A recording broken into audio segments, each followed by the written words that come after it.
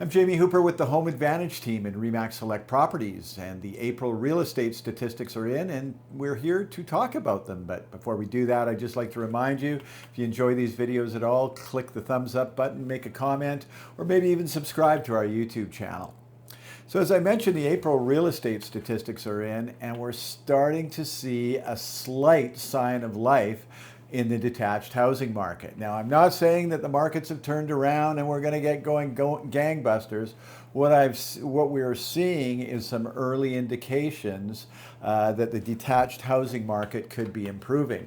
While most of them for the past 24 to 36 months have been in buyer's market territory, we're now seeing some of them move up into the balanced market territory, and even one of them is a seller's market. So while we're talking about this, let's just talk about the three types of markets that we have. We have a seller's market that occurs when more than 20% of the homes sell in any given month.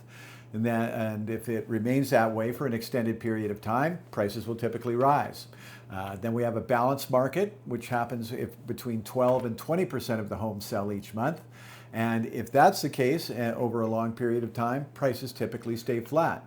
And then the last type of market is a buyer's market, where the amount of homes selling are 12% or less. And if it stays that way for a period of time, prices will typically fall. So looking at our graph, we can see here that these numbers, if you compare them to the last few months, are a little better on the list to sell ratios. We've got the West Side and West Van still in buyer's market territory. Their inventories are a little higher still, but you can see the East Side, Tawasin, Richmond, North Van, they are all balanced markets, and Ladner is even a seller's market. You can see the price comparisons in the next column over the last 12 months. We can see that they range from a low of -3% in North Van. North Van's only gone down 3% in the last year, and that's because there's just always a lack of inventory over there. And then the highest is West Van, which is down at 14%. The median days in market are coming down a little bit, and that is another sign of the market's improving. These numbers were all much higher in the last few months. And then the percentage of selling price compared to asking price, not so much change in that. It takes a little while of solid busy months for those numbers to come up. When the markets were hot, those numbers were all over 100% of asking price on average. Now what's happened, because the detached market's getting a little better, the attached market, which is a condo, townhouse, half duplex market, as you see behind, it started to slow down a little.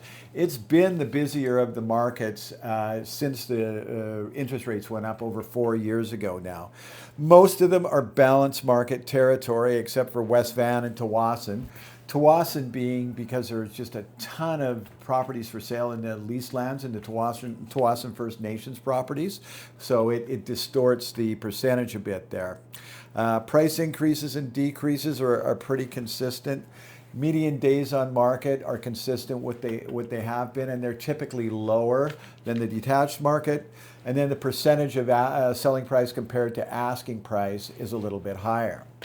So what this means is we're going to continue to watch this market over the next few months and see if it does continue to pick up a little bit of steam over the summer and heading into the fall months.